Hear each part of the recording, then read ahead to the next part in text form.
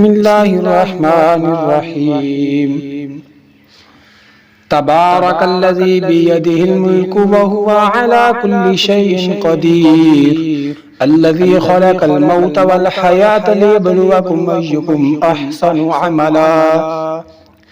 وهو العزيز الغفور الذي خلق 7 سماوات طباقا ما ترى في خلق الرحمن من تفاوت فارجع البصر هل ترى من فطور ثم ارجع البصر كرتين ينقلب إليك البصر خاسئا وهو حسير ولقد زينا السماء الدنيا بمصابيح وجعلناها رجوما للشياطين وأعتدنا لهم عذاب السعير وللذين كفروا بربهم عذاب جهنم وبئس المصير إذا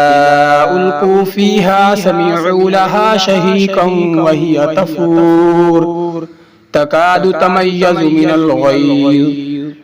كلما ألقي فيها فوج سألهم خزنتها ألم يأتكم نذير قالوا بلى قد جاءنا نذير فكذبنا وقلنا ما نزل الله من شيء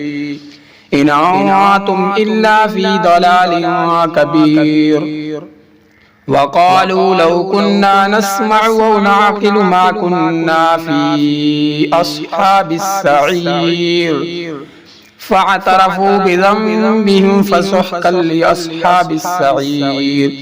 إن الذين يخشون ربهم بالغيب لهم مغفرة وأجر كبير وأسروا قولكم أو اجهروا به إنه عليم بذات الصدور ألا يعلم من خلق وهو اللطيف الخبير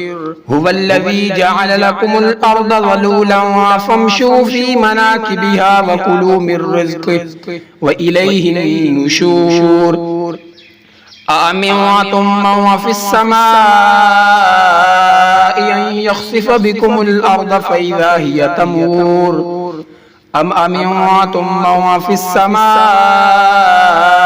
أن يرسل عليكم حاصبا فستعلمون كيف نذير ولقد كذب الذين من قبلهم فكيف كان نكير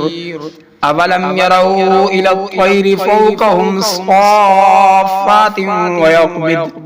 ما يمسكهن إلا الرحمن إنه بكل شيء بصير أمن هذا الذي هو جند لكم ينصركم من دون الرحمن إن الكافرون إلا في غرور أمن هذا الذي يرزقكم إن أمسك رزقه بل لجوا في عتو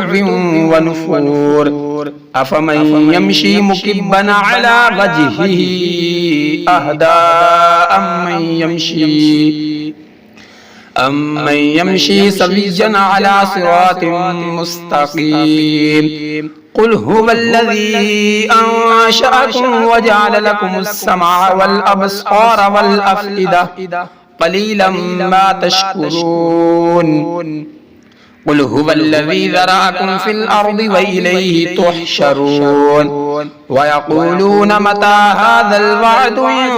كنتم صادقين قل إنما العلم عند الله وإنما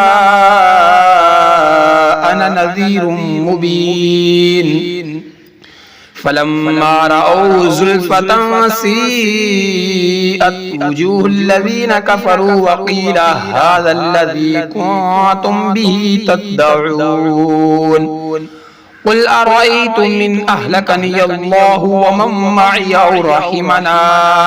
فمن يجير الكافرين من عذاب أليم قل هو الرحمن آمنا به وعليه توكلنا فستعلمون من هو في ضلال مبين قل أرأيتم إن أصبح ماؤكم